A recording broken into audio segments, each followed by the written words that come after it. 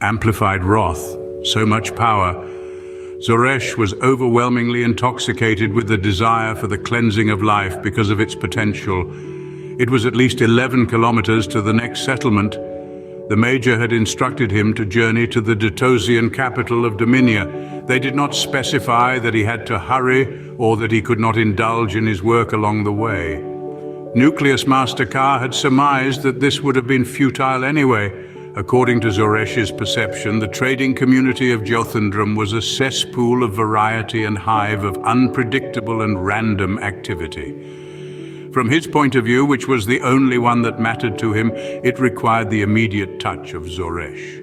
It was only a few hours later when Zoresh reached the bustling streets of Jothendrum. It was a thriving, semi-independent commercial town. Tradesmen were busily erecting structures.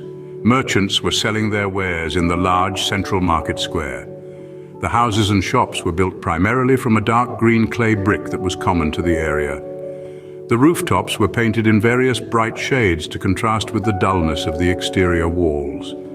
The sun was radiating its intense light and heat down through the thin cirrus onto the whole scene. There were very few solar-powered or combustion-engined vehicles on the roads in Jothendrum.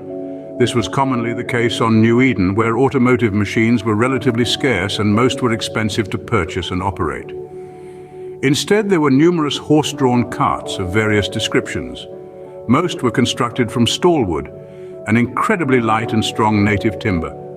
Many had boldly colored signs that depicted and described the owner's trade or profession on the sides and rear.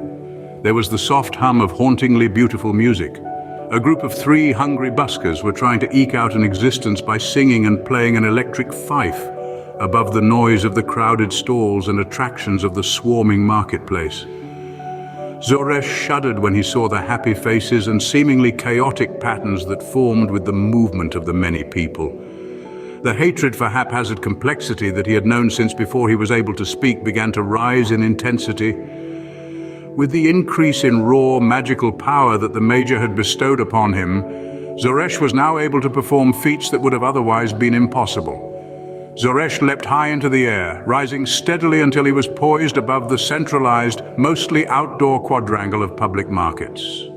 Jothendrum's law enforcement authority, the town sentinels, engaged Zoresh with the heavy laser rifles the local government had issued to them. 8 blue and 5 green beams flashed skyward and scored through the lower atmosphere at Zoresh. The Knight of Chaos was fully aware that the shots would have been deflected off his unusually heavy armor plating anyway, but he was anxious to test his newly acquired abilities.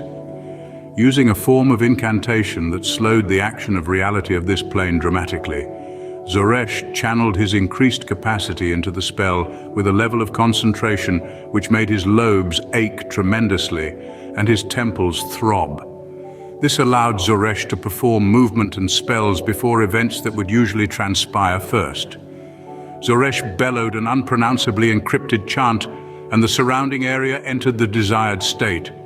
No one in the vicinity had the knowledge or experience to contain or resist the potent magical force.